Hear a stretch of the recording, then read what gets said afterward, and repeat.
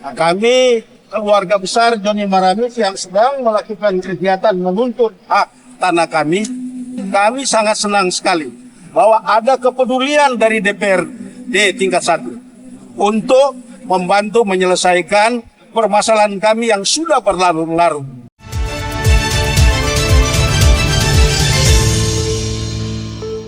Penutupan lahan proyek Jalan Tol Ibu Kota Nusantara segmen 3B2 terus berlanjut. Akibatnya, aktivitas pembangunan terhenti total. Puluhan warga yang mengatasnamakan keluarga besar Joni Maramis menutup akses masuk ke lokasi proyek. Mereka memasang spanduk tuntutan hak atas tanah yang mengaku sudah bersertifikat, namun belum diterbitkan peta bidang dan belum mendapatkan pembayaran ganti untung. Proyek jalan tol dengan nilai anggaran lebih dari 2,6 triliun rupiah ini menggunakan skema multi-years kontrak tahun anggaran 2023 hingga 2025. Namun untuk sementara waktu, pekerja dan alat berat diminta keluar dari lokasi. Menyikapi hal tersebut, anggota Komisi 1 DPRD Provinsi Kalimantan Timur, Yusuf Mustafa, turun langsung ke lapangan. Menurutnya, sertifikat yang dimiliki Joni Maramis memiliki kekuatan hukum yang sah. Namun sayangnya, sertifikat itu tidak masuk validasi dan tidak dimasukkan dalam peta bidang. Yusuf menegaskan, sebagai perwakilan rakyat Balikpapan, pihaknya mendorong BPN untuk segera memberikan ganti untung atas lahan yang telah tergusur. Ia juga membuka peluang untuk rapat dengar pendapat bersama DPRD jika permasalahan ini tak kunjung selesai. Berkaitan masalah status kepemilikannya ya, tanah Joni Maramis berdasarkan sertifikat itu, saya kira secara hukum sudah mempunyai kekuatan hukum yang sah ya kan, karena itu dikeluarkan oleh pemerintah atau negara ya kan. Apapun alasannya, sertifikat ini mempunyai dasar yang kuat, sehingga berkaitan dengan jalan tol, berkaitan dengan tanahnya Joni Maramis, ini ada sertifikat ini kena jalan tol IKN dengan Balikpapan, ternyata tanahnya Joni Maramis karena yang sampai sekarang sudah digusur. Yang kami sayangkan tidak masuk dalam validasi, bahkan tidak masuk dalam peta bidang. Itu yang kami sesalkan. Nah, ini jadi masalah. Oleh karena itu kami minta ya kepada Badan Pertanahan atau pihak-pihak terkait, silakan ya kita karena faktanya di lapangan sudah memang tergusur ini. Ya, karena terus terang aja menurut penlog yang pertama saya tahu itu. Kenapa saya tahu? Karena saya ini pelaku juga sebenarnya. Pelaku juga yang mendapatkan ganti untung dari pemerintah berkaitan jalan tol. Ada juga beberapa tempat bidang saya. Jadi saya tahu persis lokasi-lokasi saya di sini. Nah, oleh karena itu, karena mereka tidak ada keduakan dalam peta bidang, ya jelas keberatan, ya kan? Keberatan sertifikat itu kalau salah kurang lebih 6.000-an itu. Nah, ini yang perlu. Oleh karena kami meminta bagaimana pihak pemerintah ya, khususnya pihak yang terkait dalam keadaan IKN ini, Balikpapan IKN ini untuk membicarakan musyawarah, sehingga dalam musyawarah itu bisa diterbitkan peta bidangnya, karena mereka sebagai pemilik yang sah berdasarkan sertifikat ini diakui oleh negara, dibenarkan oleh negara sertifikat. Sedangkan segel-segel galapan aja ada yang dibayar, apalagi ini sertifikat loh ini.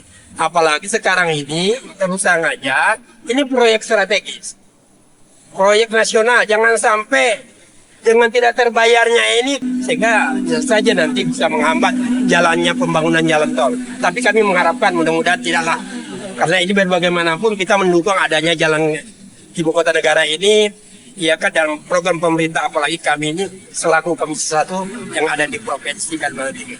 Kalau seandainya tidak ditemu, silakan nanti Joni Maramis mengirim surat ya ke Ketua DPRD Provinsi, ceki Komisi 1 untuk dilakukan dengar pendapat untuk membahas ini. Karena terus terang aja sudah berbicara masalah jalan tol ini juga banyak masalah-masalah yang ada juga di Samarinda mengenai pembebasan di Ring Road juga kemarin mengenai ganti rugi yang puluhan tahun belum dibayar, tapi juga bisa selesai kok.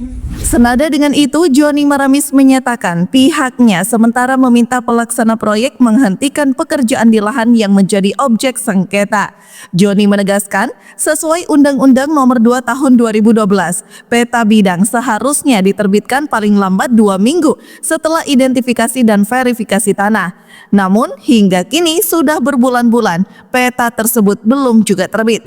Jadi hari ini, kenapa kami meminta supaya PT Wika menghentikan dulu pekerjaan di atas tanah kami? Karena peta bidang BPN belum terbitkan. Sementara peta bidang itu menjadi dasar untuk pembayaran tanah kami.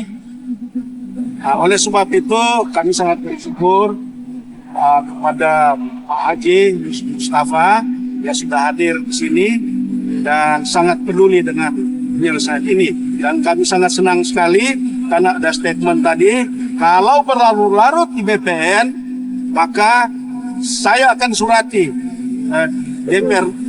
DPR tingkat 1 untuk RDP, ya, dengar pendapat. Dengan Komisi 1 mengundang BPN, PUPR, Wika, terkait semua, OIKN, semua terkait. Karena tanah kami sudah digusur, sudah dibangun, tapi tidak terbit peta bidang. Ada apa? Sementara Undang-Undang Nomor 2 2012 sudah sangat jelas, begitu selesai verifikasi identifikasi harus terbit peta bidang 2 minggu saja. Itu undang-undang.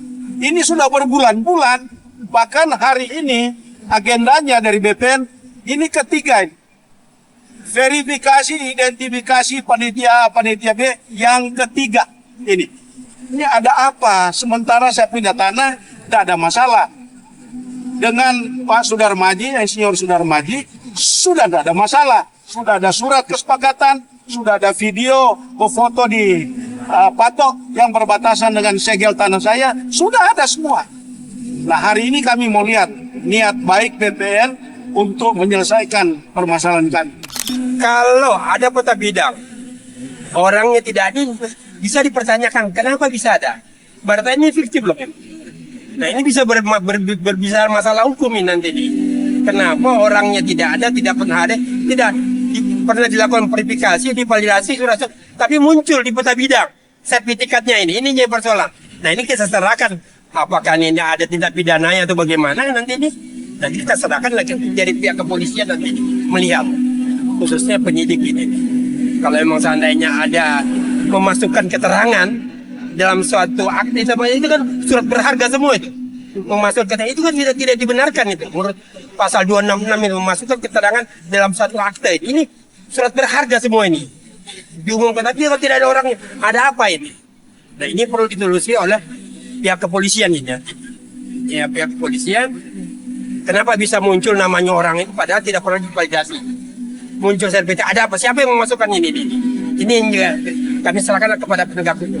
Untuk menyelesaikan permasalahan, BPN Kota Balikpapan dijadwalkan akan mengundang Joni Maramis untuk pertemuan resmi pada Jumat mendatang. Dalam agenda itu diharapkan akan ada kejelasan atas penerbitan peta bidang dan pembayaran ganti untung.